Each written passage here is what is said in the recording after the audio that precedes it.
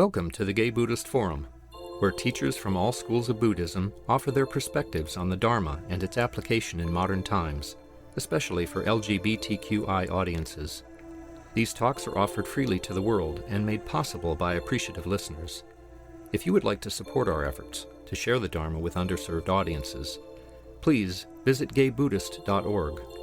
There you can donate, find a list of upcoming speakers, or enjoy many hundreds of these recorded talks dating back to 1996. Welcome back. We use this opportunity to introduce ourselves to each other. My name is Howard. My name is Sal. I'm John. Nicholas. George. Snake. Clint. Paul. Andrew. Javier.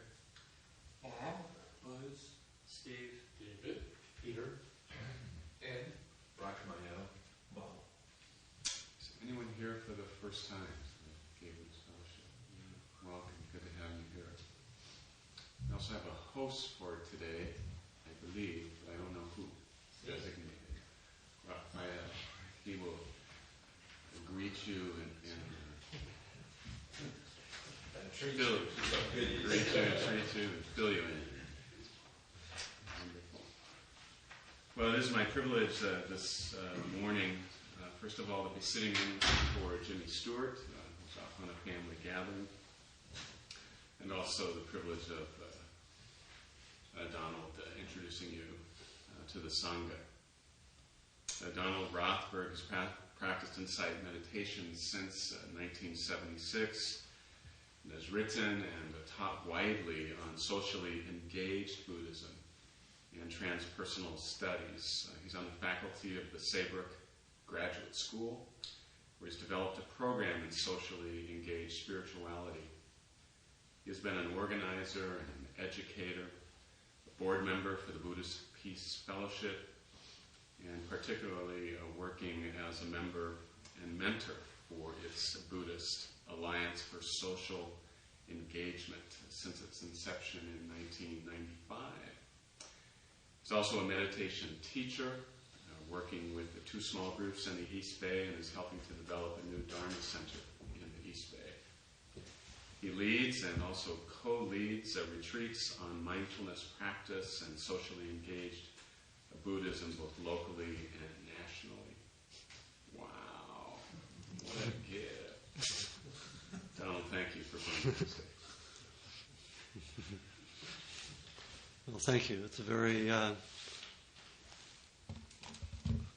very kind introduction, and I've always enjoyed being here and talking with you, and somehow wish that the sessions could be longer. There was always get going, and then it's time to leave.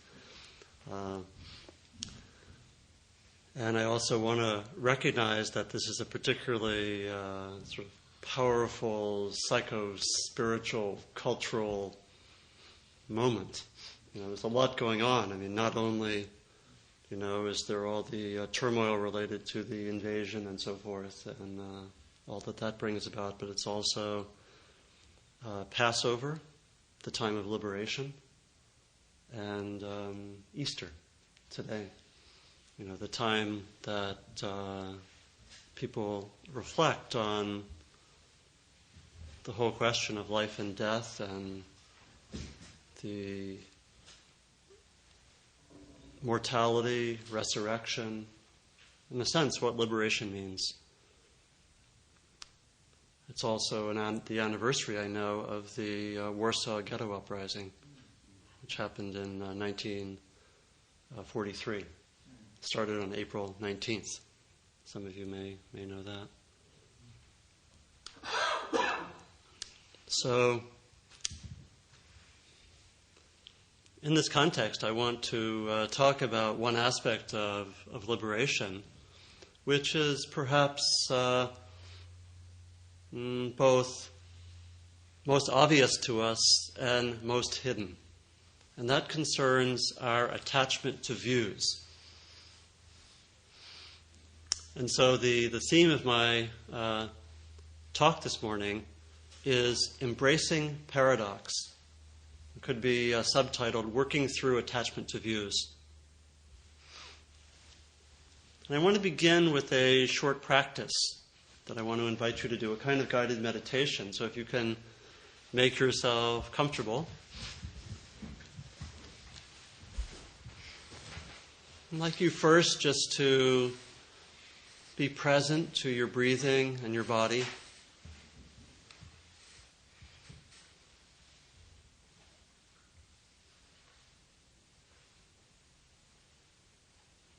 Letting whatever residue there is from the conversations subside.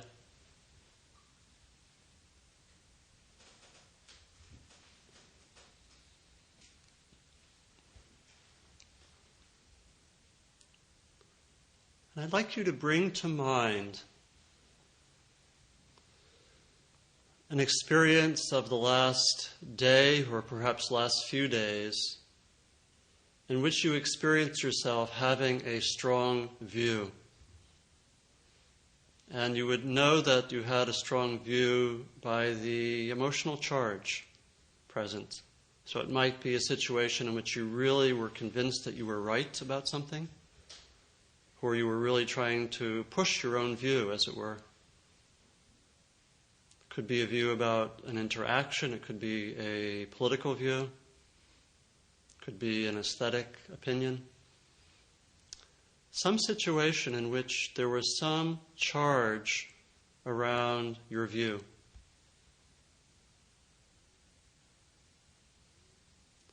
So bring the situation to mind, and if you can, let the internal dialogue take place for a little while, sort of bringing back that situation.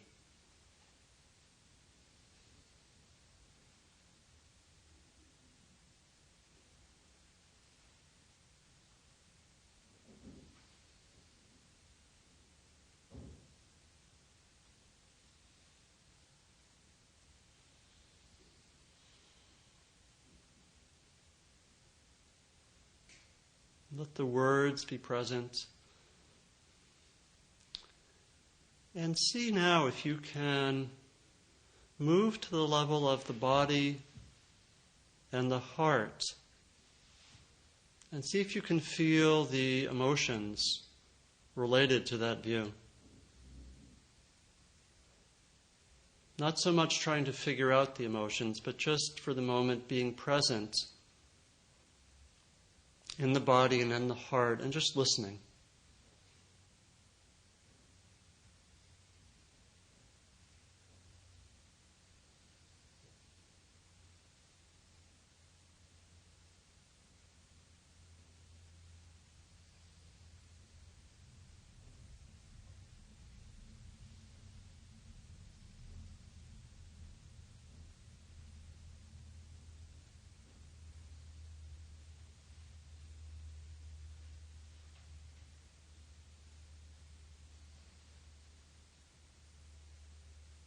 And now a reflective question.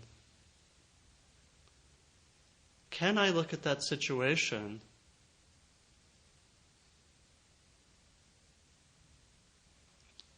and ask myself the question, what can I learn from the person with the opposite view?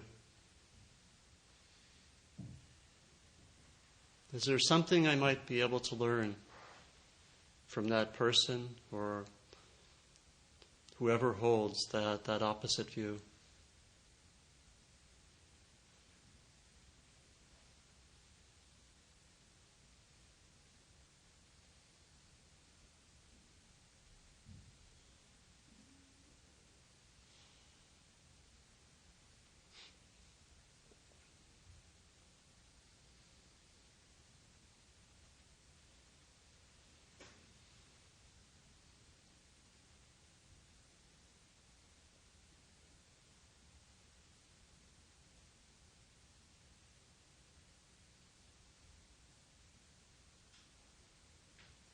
And another reflective question,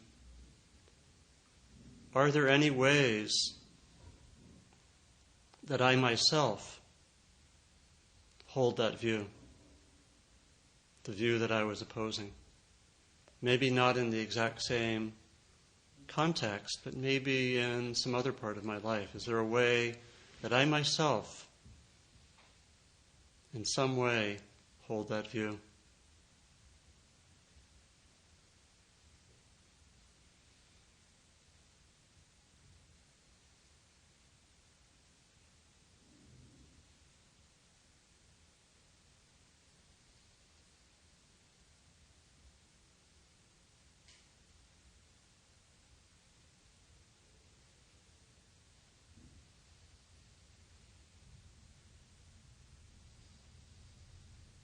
And now coming back to presence and at your own pace, if you've had your eyes closed, you can open them.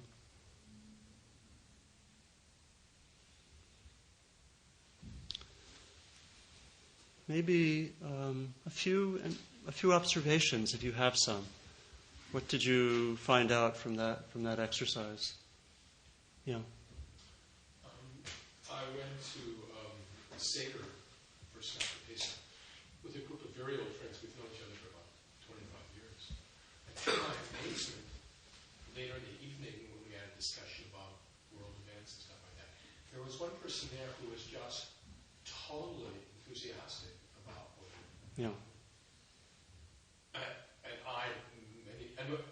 we were dumbfounded, and I was dumbfounded. Yeah. And I saw instantly what was happening is some heat was coming Yeah. up for me. Yeah. I wanted to Yeah. put out my ideas. I chose not to do that Yeah. because it's so rare for me to find amongst my friends that position. And Yeah. in a way, it was a relief to actually hear something. Because I know there are people who hold that position, Yeah. But the piece that I found most interesting in doing this reflection right now was a piece that I do have a great deal of difficulty with, which is the part of me, there is some part of me that wants to begin to let go a little bit of the rigidity and entrenchedness with which I'm attached. It feels claustrophobic. Yeah. And it doesn't really allow me to be present to what is true today because I'm so attached to my feelings about what has taken place yesterday.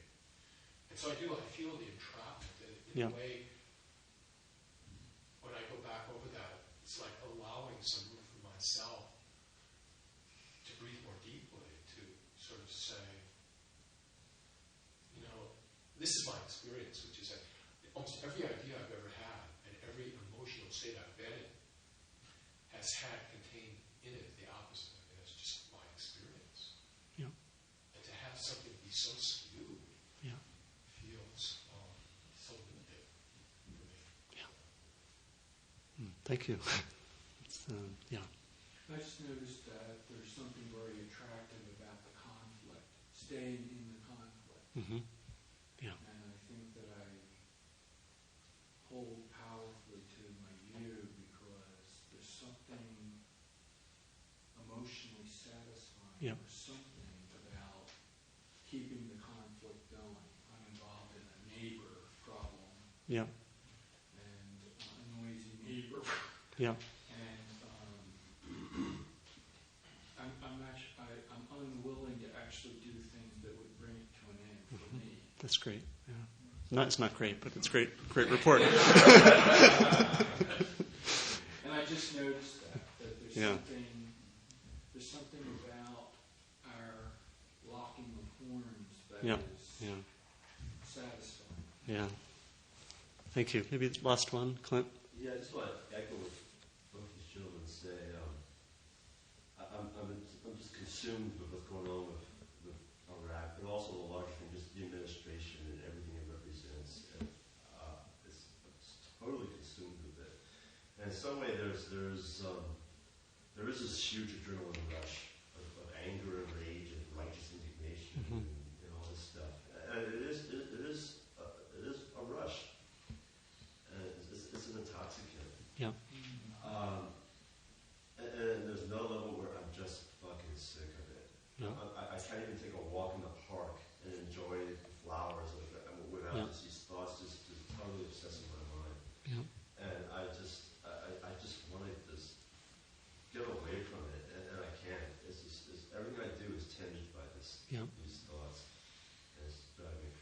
Yeah.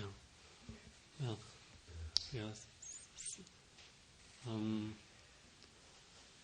Thank you, Clint. That's I think many of us share that experience, and we'll have, I want to talk some about this phenomenon of attachment to views, and we'll have time to explore those experiences more in discussion. But I think that actually brings out a lot of what I wanted to explore, certainly the phenomenon.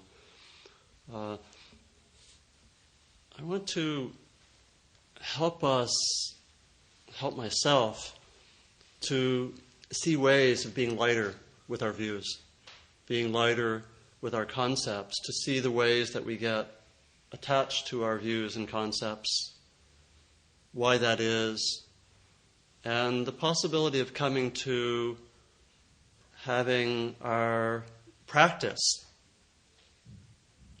more fully work with that attachment to views in our daily life. And I think the direction is towards a way of embracing paradox, you might say. What does it look like when we're lighter with our views? It doesn't mean we get rid of all our views, but because in some ways we need views and concepts to function. But how do you have views and be much lighter with them, use them as a place for inquiry, and come to a way of understanding the whole field of views as a kind of interdependent field in which it's possible to experience more directly beyond our views, or beyond attachment to our views, I should say. Some of you know that famous poem by Rumi, which says, there's a field out beyond, I'm paraphrasing, there's a field out beyond our fixed concepts of right and wrong. I'll meet you there. Beautiful, powerful. That's the direction of this practice. And I think it's very well expressed in the concept of the middle way, which is really the heart of the Buddhist teaching. And the teachings are fairly explicit about the dangers of being attached to views. The Buddha, in fact, framed the entirety of the teachings as a way of avoiding two extreme views. And those views in his time were, he said, the view of eternalism, the view that for example, in spiritual realm, that there is an eternal self that exists forever, and that things exist forever. And on the other hand, the notion of nihilism, the things don't exist. I think he was very sensitive to our tendency to want to attach to views, probably out of the anxiety of life. There's something about the uncertainty and ambiguity of this existence that leads us to both individually and culturally form these set of concepts that help us navigate things. And again, we can think that the concepts are in some ways helpful. It's helpful to have stop signs. It's helpful to have red lights, right? It's helpful to have voting booths. Effectively, the Buddhist says we use stop signs and red lights, and we come to think that they're ultimate reality, or that we somehow get deeply attached to them.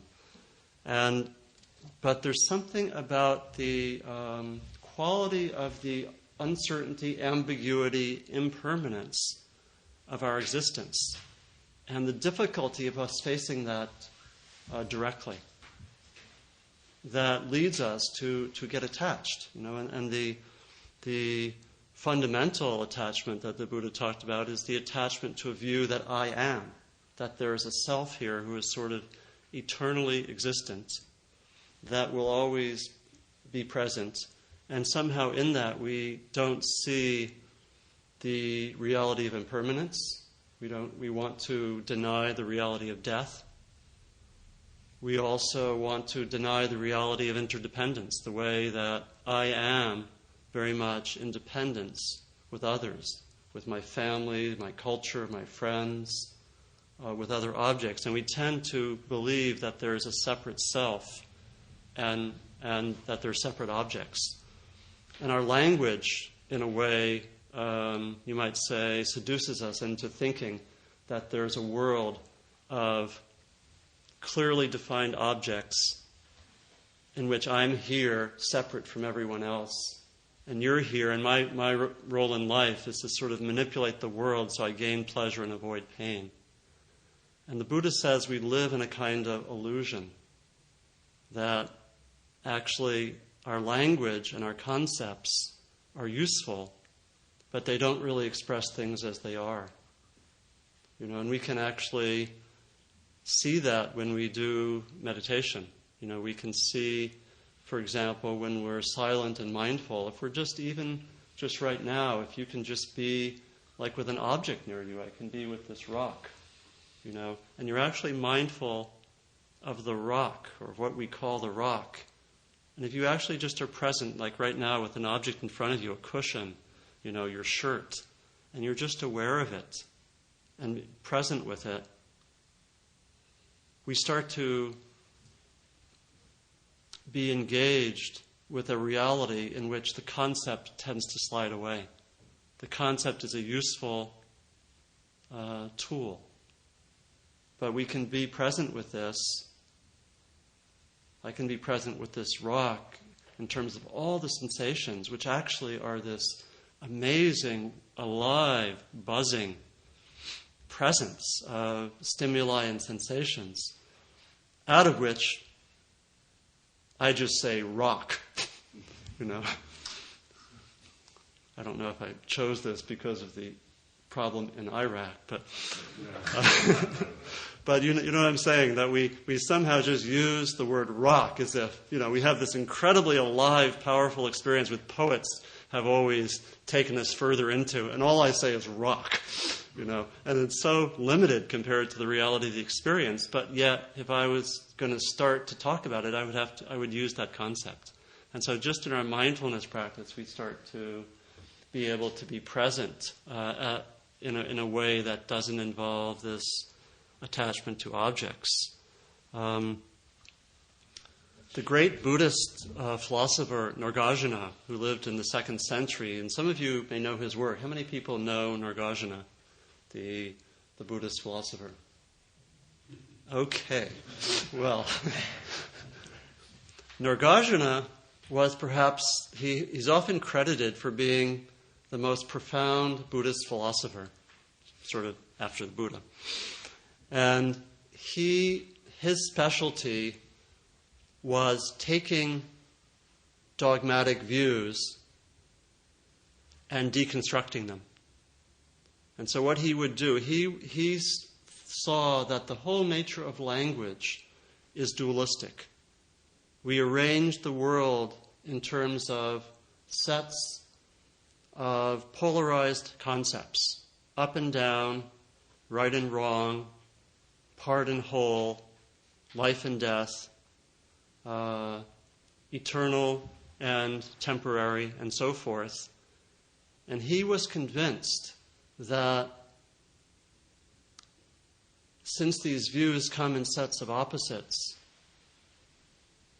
if you actually take a view that's on one side of the polarity, you actually implicitly believe the opposite view.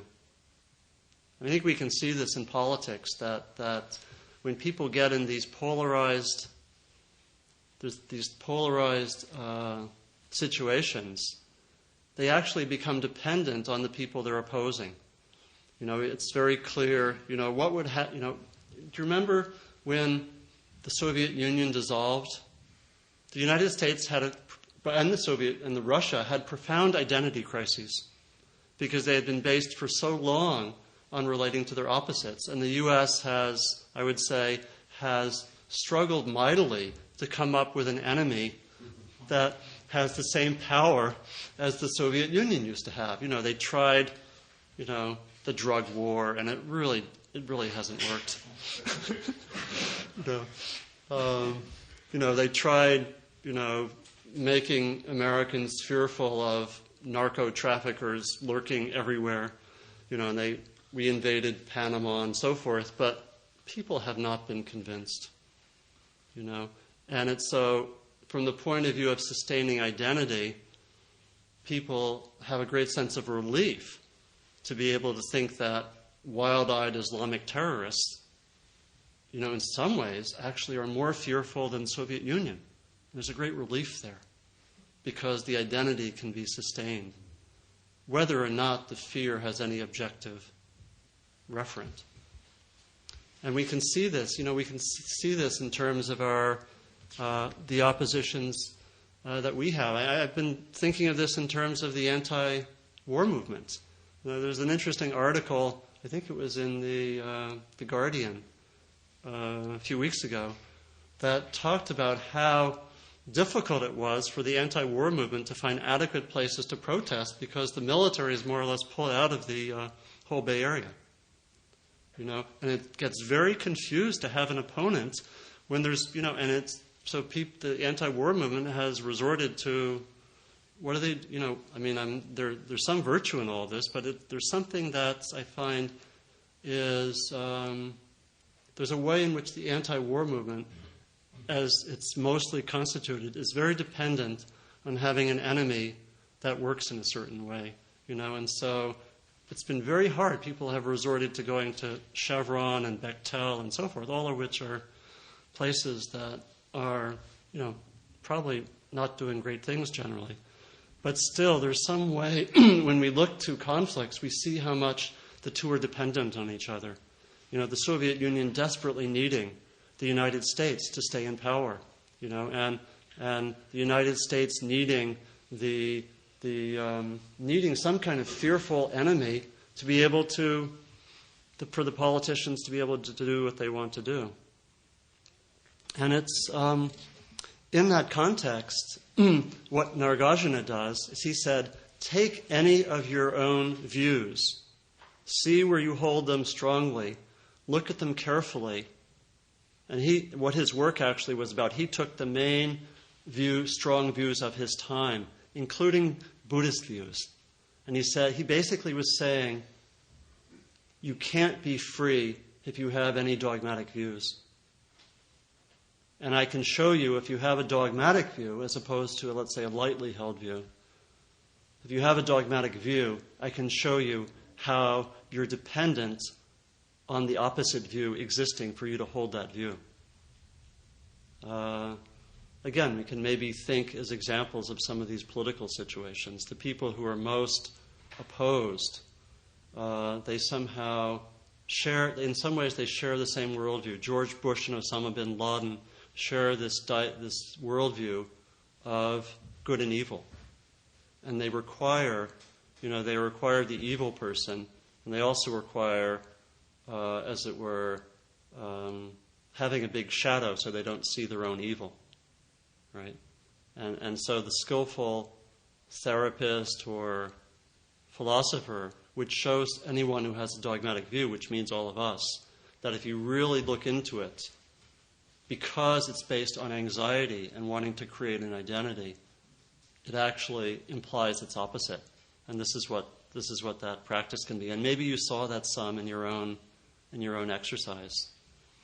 And so in that context, looking into our views is such a powerful part of our practice. And the exercise that I gave at the beginning is a very brief exercise that really comes out of some of my own experience, which of really taking our own strongly held views as a starting point for practice. It's something we don't always do. I learned this from, in the late 80s, I was part of a group called Revisioning Philosophy.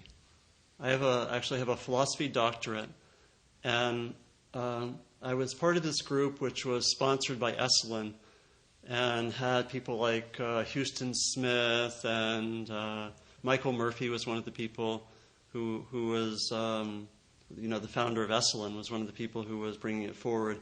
We had about 20 or 25 people, and we would gather And I remember being very influenced by a man some of you may know named Robert McDermott, who used to be president of CIIS. And he gave us an invitation in this practice. He said, okay, we're going to be here together. We were doing 3 or 4 days together. We're going to be here together. And there are going to be a lot of views said. And in fact, you might say that all the philosophers are actually paid for having strong views. You might even say sometimes there's encouragement. The stronger the views, the more you're paid. And as a teacher in a way, I'm also, paid for having views. You could say in a sense. So anyway, he said, okay, you all have views. And there are strong tendencies when we're in this interactive group. When I have a strong view and someone else says something and I feel a charge, or I feel, oh, that's not right, I have to say this, or, how could that person say that? Or some sort of emotional reaction. Robert's invitation was, can you take that as a start, that noticing of difference and some charge, can you take that as a starting point for inquiry rather than war? And for me, something really shifted when I heard that. And I said, that's so beautiful, how can we do that here? How can I do that in my own life? How can I do that in my teaching? So sometimes in my teaching with people, especially when we're dealing with something that's difficult or controversial or their strong views, I invite people, over the course of time together, to do internal work at the same time that we're talking about ideas and views. To do the internal work of looking at your views and seeing what the charge is about. And it's possible, I think this is, for me, this is part of the heart of making our practice come alive in our daily life, which is how can I have, at the same time that I'm acting externally in the world, how can I also be tracking what's happening internally? Doing that in a variety of settings, to me, is the heart of making this practice come alive in our daily life. And what I learned better and was exploring, how do you do that in relation to views? What you can do in that, I found I could do in that context is, okay, I'm in this conversation. Can I keep some attention going so that when someone says something that I really feel a reaction towards, I can have some internal attention. I may need to take a bathroom break to really get stabilized in my attention. But can I sort of say, wow, that had a big impact? Is there something I can learn from this person? What's going on? What's my emotion here? Why is that so strong? And can take that noticing of charge and difference as a starting point for practice. It demands a lot of mindfulness to do that. It demands a mindfulness to be aware of strong views.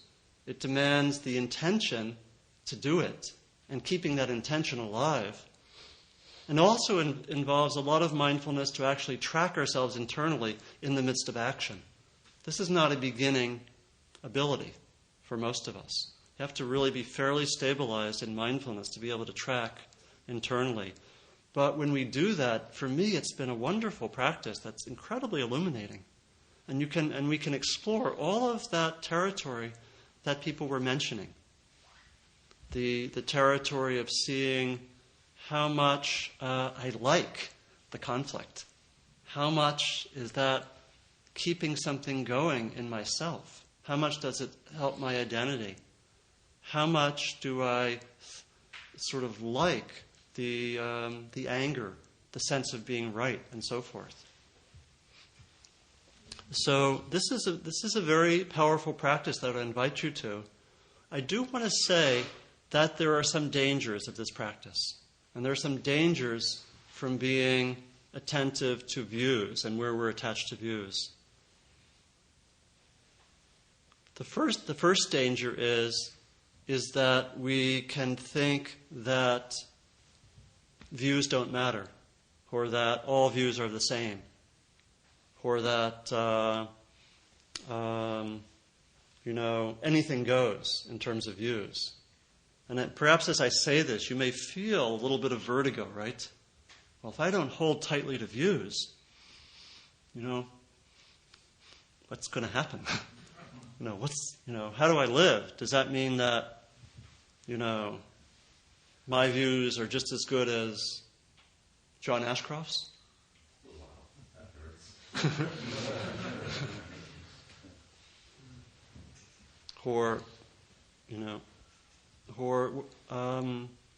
So what's, am I just adrift in this field of anything goes? And I don't think that's what this is pointing to. That there's some way that the practice here is actually not one of creating another view that's called all views are the same or no views matter, because that is a view itself. And Nagarjuna pointed this out when he said that the greatest danger was to become attached to his teaching of emptiness. He said it was like picking up a poisonous snake by its tail, because it's actually pointing not so much to attach to a new view about the total relativity of views, but it's actually pointing to going into that field that Rumi talked about, the field beyond the opposites. And it's really related to a second danger, is this can be something that gets very cerebral or heady. I think it's actually pointing towards having concepts and views not dominate our lives so much, and towards being able to be more in that meditative space that I might be in with this rock when I'm really being present. Can I be present with another person with different views without being attached to views? It's really about more a full presence beyond being attached to views that actually can involve the heart opening up as well. And so one of the second danger is that criticizing the attachment to views can become something very heady and can lose the aspect of the heart, and can also lose the aspect of action. Because what this is pointing to is more going into a space that's there when we've worked through our attachment to views, which is actually a space of compassion. It's a large space in which we see the relativity of views. We see the way that attachment to views leads to suffering. We also see how views are helpful and useful in a limited and relative way. And we have our hearts open with this it's really the human situation, that here we are in this life, and in some ways, none of our concepts and ways of thinking this is real ultimately work. This is sort of the moment of existential quandary. That humans have this tendency, and there's actually, I brought in a quotation from Kant, who says this very well. This is how he begins the critique of pure reason. Human reason has this peculiar fate that in one species of its knowledge, it is burdened by questions and concepts which, as prescribed by the very nature of reason, it is not able to ignore, but which, as transcending all its powers, it is not able to answer. He was talking about metaphysical questions, questions about who am I, what is real, what's right, what's wrong. He said we are unable to avoid asking these questions, but they cannot be answered on their own terms. And for Nagarjuna and the Buddha, this takes us in a way to a field beyond domination by concepts, which is guided by compassion and guided by an ability to see all this in a larger perspective.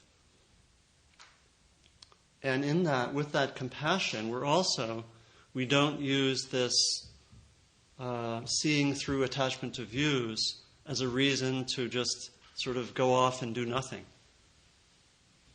The Buddha said, those who see emptiness are conscientious. They're guided by ethics and they're guided by compassion.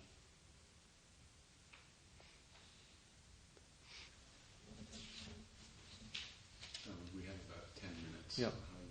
So I was going to bring it to an end.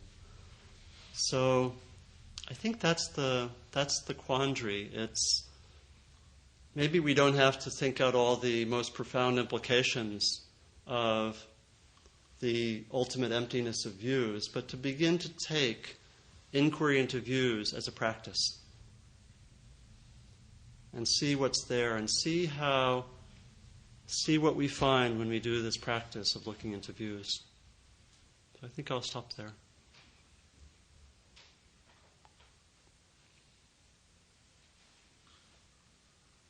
Yes. Well, you led me to sort of a core belief because I'm really freaky, about what's happening, and I'm trying to figure out what's the core belief that's causing the freak, and it's that the United States, because so many of us are compassionate, can never get into a position like this. This can't be happening. It's sort of super dukkha. And,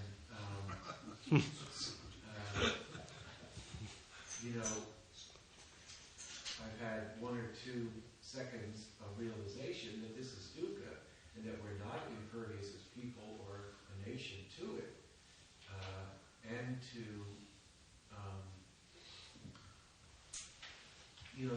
the suffering from attachment to beliefs on a very large scale. And it helps a little bit to make me feel less crazy. Yeah. It doesn't really nullify the pain, but it keeps me from freaking like this can't be happening. Yeah.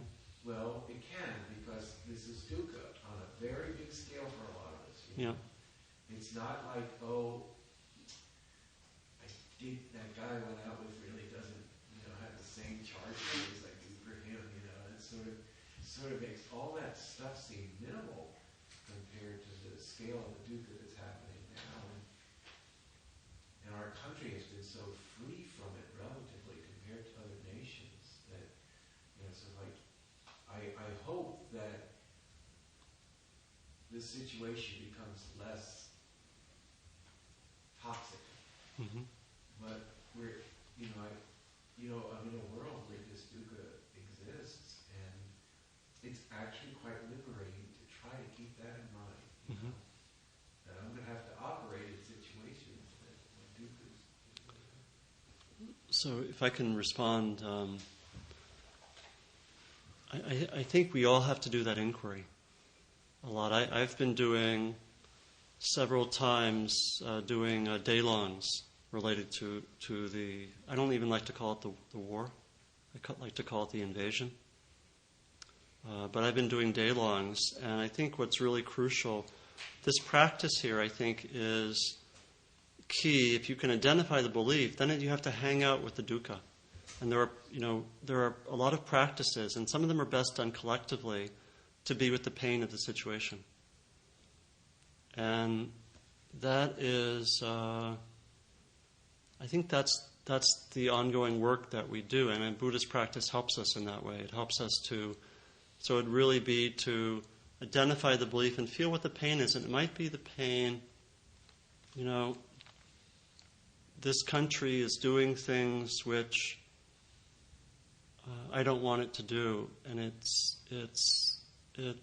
whatever, however you say that, and you could have the opposite, could have the opposite view as well, and it's very, very painful. It's very, very painful because how can you might say, how can I belong to this, or how am I complicit, or I can't believe this is happening, and then to somehow to be in touch in some way with the emotions, and to hang out with them. It helps to work through and make it not so much happening on the level of beliefs. It helps to have, I think that's the first answer. It's to really be with what's painful in some way, both individually and if you can collectively. And then that has its own course, because one can see how much a belief is sometimes dependent on not wanting to be with what's painful. And when you can be with what's painful, the belief may shift. It may be, oh, I really want this country to be this way, but this is real. This is the way it's been. This is what's happening. And how can I have those two together? How can I hold those two together? Yeah, Clint, and then Steve. Well, I was just thinking, I'm involved in this program called the Diamond Heart Program. Yeah. And part of the program is seeing what they call teachers. They don't like the word therapist. It's people who work with issues. And I just was the last time I saw him, I was just going on about how I'm obsessed by this stuff. And he said, and they're very much involved with, well, what are you feeling? What are you going? And so he would direct me to what I'm feeling, and then I would go off about George Bush and his policies, and he'd direct me to what I'm feeling, and I would go off about some other George Bush and his policies. And he said, why are you always bouncing off into this stuff? What are you feeling? And it was just really interesting to do that, because I was thinking, okay, where is this coming from? How can I personalize my reaction? And I was thinking, I'm going through all my life as a gay man, where I have these people out there who are acting in a very self-righteous way, telling me that I'm worthless, I'm sinful, that I'm sick, that I need to be changed. And they are the people who are molders of opinion, who are putting the word out about how our culture should define gayness. And when I think about it, I see these are the same people that are going over to Iraq and going over to the Middle East and saying, Islam is, I'm not really defending Islam because it has some strong homophobic elements too, but I'm saying here's our culture going over the other culture saying, we're going to change you, we're going to overpower you, we're going to tell you to do things the way we see it. And, it's just really interesting to see how much of my personal experience in my own life as a gay man is very much caught up in my political views about what's going on in this war. Yeah. And when I had that realization, it does make it less of a cerebral, less of an intellectual kind of firefight, and more of a just kind of like seeing what my own reaction, my own life history is involved in my feelings about politics.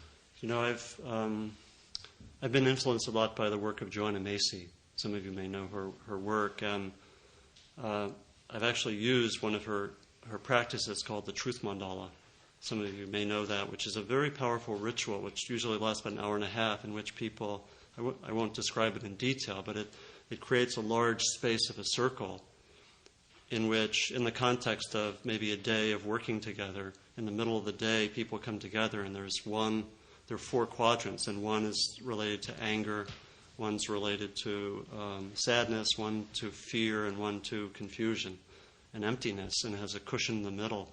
And people are invited, in the context of difficult experiences, to come forward and just be present what's there. And I've done this twice in the last 3 weeks with groups of people. And it's it's amazing what's there, what comes out. There's all of us in a way have this immensity of feeling that we're all walking around with, that we don't have very many places to express. And doing this kind of ritual found a few things. First of all, most of us have a lot of that. That's right there. Secondly, the personal and the collective come together in the heart. Like when one goes into the pain that you feel, it's like just like you said, you go into the political pain, you're going to find the personal pain. They're quite connected. It was very amazing to just see how that works, to see how that works. And it comes out in those kind of practices in a very intense way. And the third thing is that going into what's there, this is the core principle of Buddhist practice, that if you can go in with presence and awareness and kindness to the areas of pain, healing and transformation happens. That's the core of this work that we do. And so if you can look, and what we don't have, or we don't have these containers to work with collective pain very well. And that's what I think these practices I was describing give that.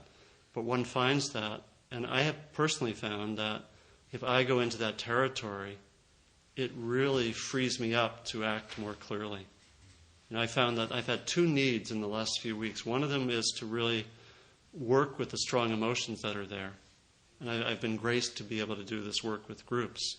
And the second is to be able to act, to have some sense of acting. And I've been really loved being able to work with Buddhist Peace Fellowship. And as some of you know, we've had a strong presence at the demonstrations.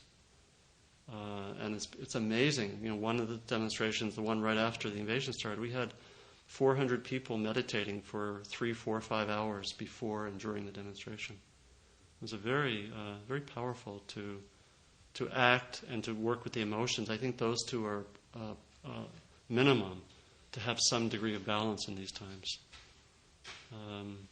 Maybe last question, Steve? Yeah, thank you for what you said. I'm just thinking that the most effective advocates for social justice in American history were people of extreme views. Yeah. William Lloyd Garrison in slavery, Susan B. Anthony with suffrage. That matters to me. That point about all views become wishy-washy is an important critique. Yeah. Social justice demands extreme views, and that's part of the mix. Not everything's okay. And those people were known for extreme views. So I don't know how that fits into... So what's the difference between extreme view and being attached to a view? I happen to think they were right. What? They were right. Like take someone like Martin Luther King. Okay.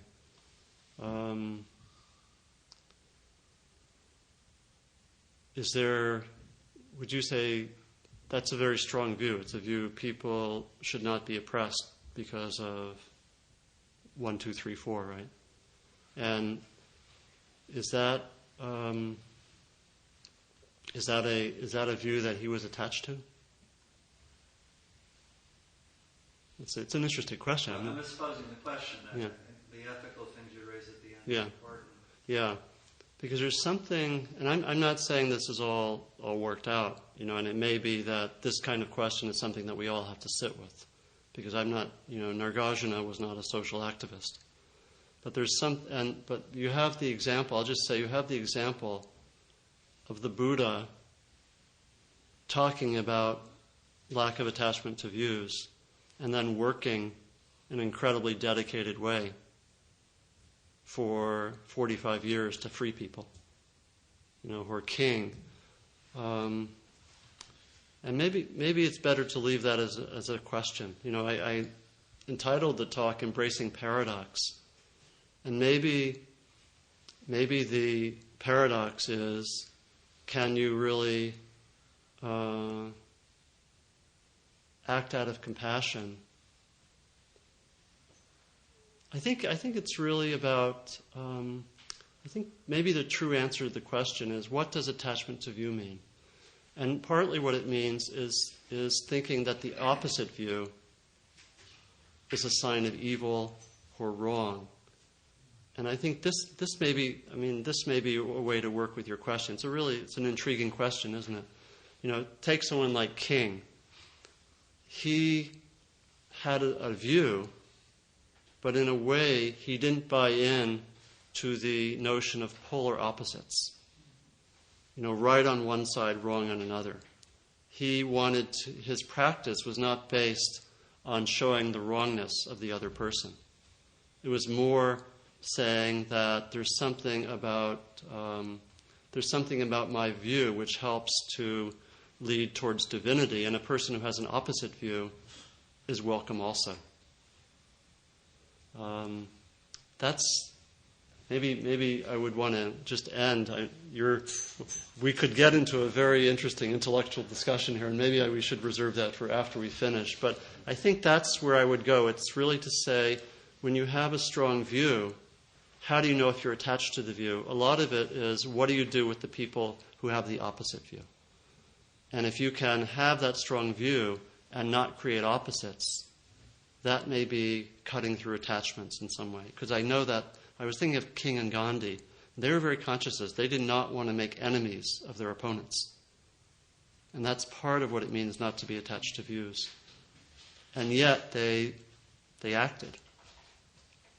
I'll leave this as a koan. Next time we'll see how we've resolved it. Donald, thank you very much Yeah. for this work. Our host. What am I supposed to do? I'm sorry. We just want to Invite remind everybody to have tea, beverage, and some goodies to go with it. remind you that we have a Donegal outside and welcome your gifts, a minimum of $5 more if you are able. And are you hosting folks for lunch afterwards? I'm not. You're not paying? Sometimes afterwards, Groups, well, I mean, they say sometimes their groups seem to form and decide to go and have lunch together, and certainly recommend it as a wonderful experience. I have a few announcements. One is I brought some Buddhist Peace Fellowship recent journals, and they're available for sale for $5 each. There's an envelope here. And secondly, if anyone is wanting to do a retreat soon, I'm helping John Travis with a retreat that's actually next weekend, a 3-day retreat up at Bodega Bay. And I have some flyers for that. It's low cost, and if you need a retreat to deal with, life and yourself, it's a good opportunity.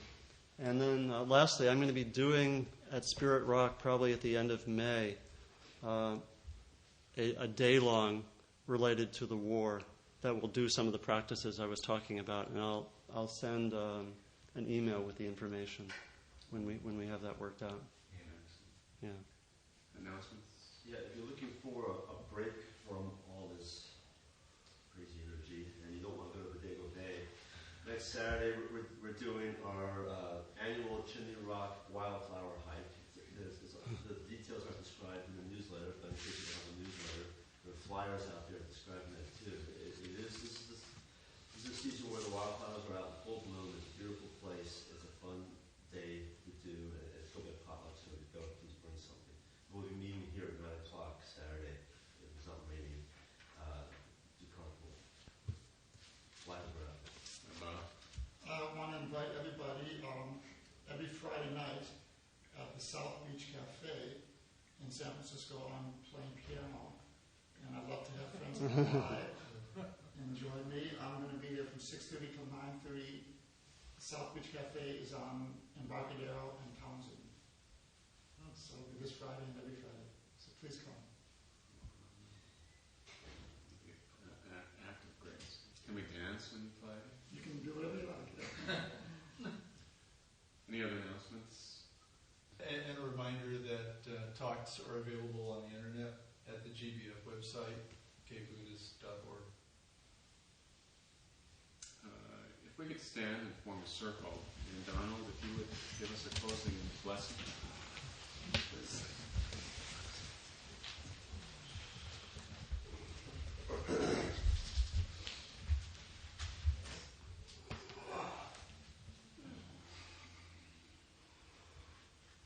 Being present to our bodies and our hearts and our minds, our consciousness, letting whatever was valuable or important from the morning, from the sitting or from the talk and discussion, letting that be present.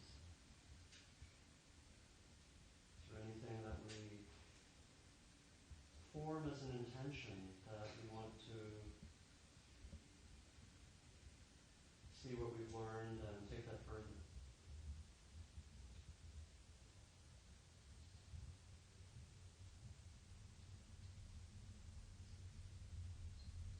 And so we offer the morning, our work together, we offer really our lives for the awakening of all, for the opening of the compassionate heart, for the strong community that helps us to navigate these difficult times and the challenges of being a human being.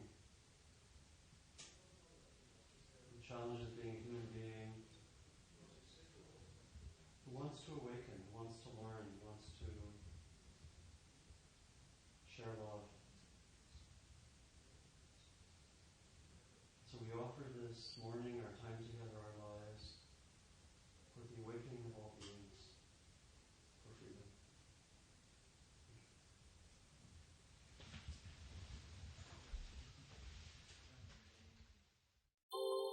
Thank you for listening to the Gay Buddhist Forum. If you would like to hear several new talks per month and be notified of upcoming speakers so you can participate live, please subscribe to this podcast, like us on Facebook, and join our mailing list by visiting gaybuddhist.org.